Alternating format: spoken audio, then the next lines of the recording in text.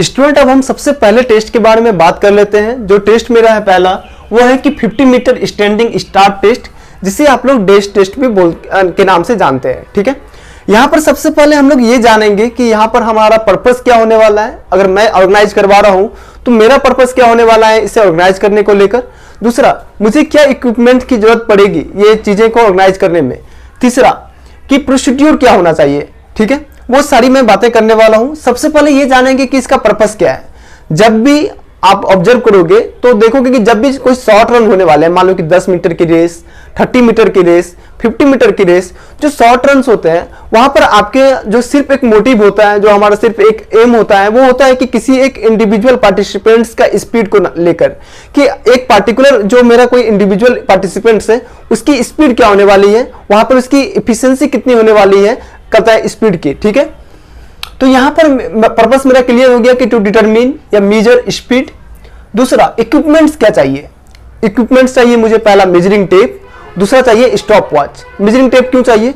अगर मान लो कि मेरा कोई एक फील्ड है, वहां पर कुछ भी मार्क किया हुआ नहीं है, तो मैं एक मान लो कि मैं एक रेक्टेंगुलर ट्रैक बनाऊंगा।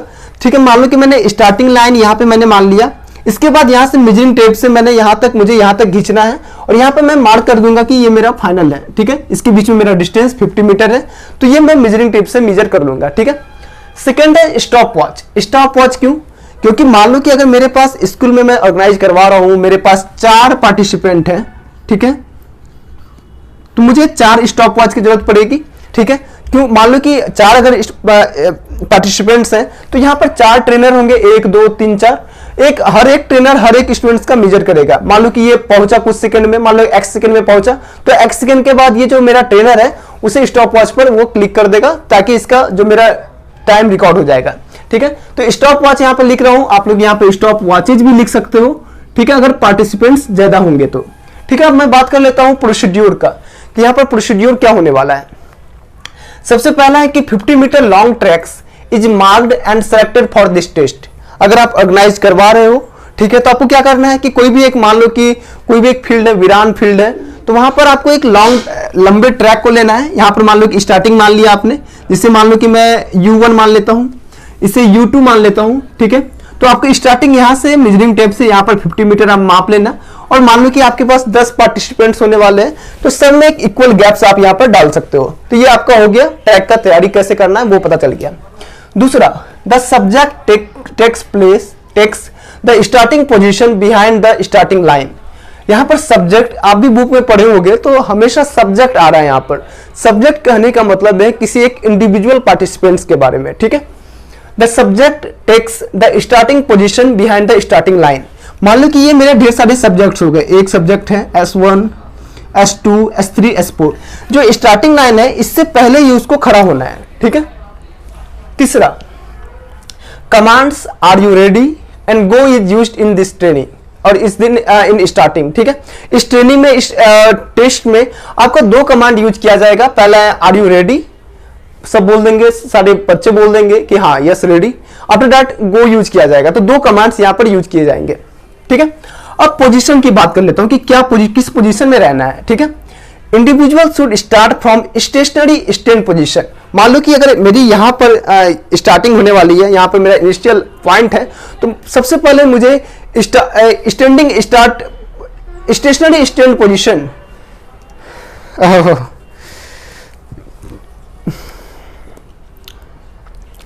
स्टूडेंट, अब मैं बात कर लेता हूं पोजीशन के बारे में कि किसी एक इंडिविजुअल पार्टिसिपेंट्स को किस पोजीशन में रहना है। ठीक है, individual should start from stationary stand position.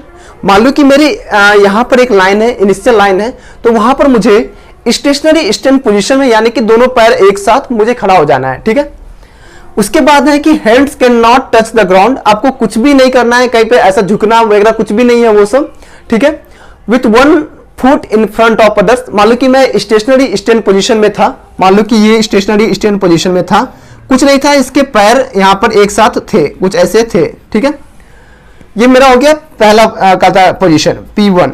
ठीक है, उसके बाद क्या करना है कि with 1 foot in front of other, जो मेरा सेकेंड स्टेप होने वाला है, क्या वो खड़ा रहूंगा।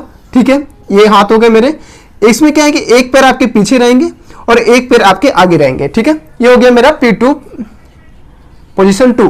ठीक है, ठीक है, ये हो गया। उसके बाद जो मेरा तीसरा स्टेप है, यहाँ पे मैं लिखा नहीं हूं शायद, तीसरा स्टेप क्या है, आपको थोड़ा सा, मान लो कि मैं ये खड़ा था पहले, उसके बाद एक मैंने पैर बढ़ाए, उसके बाद थोड़ा सा झुकना है आपको, उसके बाद दौड़ना है। यानी कि यहाँ पर आपकी हाथ आपके ग्राउंड में टच नहीं होने वाले हैं। ठीक है, पहले क्या था, स्टेशनरी स्टैंड पोजीशन में आना है आपको। उसके बाद अपने एक पैर आपको आगे बढ़ानी है, थोड़ा सा झुकना है और आगे ही देखना है, झुकना है। उसके बाद जैसे कमांड्स आएंगे गो का, उसके बाद चले जाना है।